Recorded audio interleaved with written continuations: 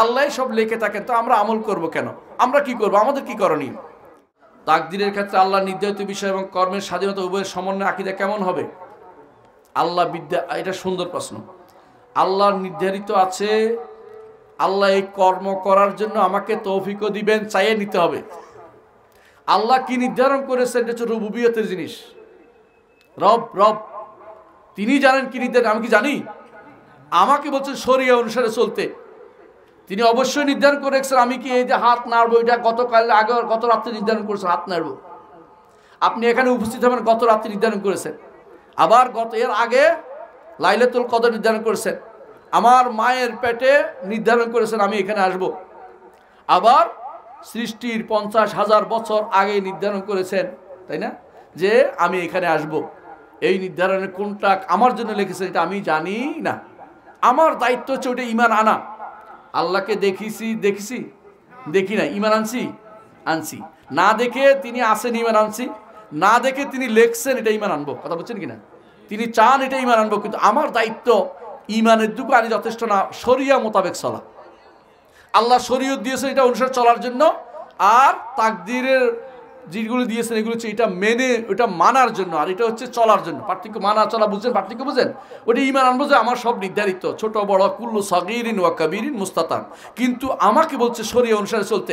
আমি যদি শরিয়া অনুসারে চলতে পারি আমার কিসমত ভালো, আর যদি শরিয়া অনুসারে চলতে না পারি তাহলে আমার কিসমতে ভালো কিছু নাই। নাউজুবিল্লাহ। নিজেকে ছাড়া কাউকে তিরস্কার করতে পারবেন না। এই জন্য ওইটা ঈমান আনবেন আর একটা আমল করবেন, একটা ঈমান আনবেন একটা আমল করবেন। এই জন্য রাসূলুল্লাহ সাল্লাল্লাহু আলাইহি ওয়াসাল্লামকে জিজ্ঞাসা করতেন সাহাবীরা, ইয়া রাসূলুল্লাহ, যদি আল্লাহ সব লিখে থাকেন তো আমরা আমল করব কেন? আমরা কি করব? আমাদের কি করণীয়? এটা সাহাবায়ে রাসূলকে জিজ্ঞাসা করতেন। রাসূল কি উত্তর দিতেন? আল্লাহ লিখেছেন কি সেটা তুমি দেখো না, আল্লাহ লিখেছেন, তোমার দায়িত্ব হচ্ছে আমল করে যাওয়া। তুমি আমল করতে পারো, এটা সত্য।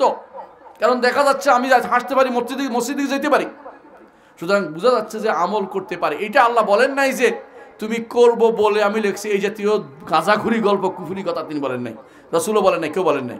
কারণ আল্লাহ তাআলা তিনি স্বাধীনভাবে সব কিছু লিখেছেন। তিনি কি লিখেছেন আমরা জানি না। সবার তাকদীর লিখেছেন, পোকামাকড়ের তাকদীরও লিখেছেন, আমারও লিখছেন, পোকামাকড়ও লিখছেন, বুঝেন কিনা? গাছেরও লিখছেন, ওই সূর্যেরও লিখছেন কতদিন ঘুরবে। কিন্তু আমারটা সূর্যের যেমন জিজ্ঞাসা করে লেখেন নাই, আমারটাও জিজ্ঞাসা করে লেখেন নাই। তিনি যেভাবে চলতে বলছেন সেভাবে আমি চলবো, কিন্তু আমাকে অতিরিক্ত স্বাধীনতা দিতে জান্নাত দিবেন। জান্নাত পেতে হলে কোরআন এবং সুন্নাহ মেনে চলতে হবে। চাঁদ সূর্যের জন্য জান্নাত নাই, এই জন্য তাদের জন্য শরীয়ত নাই।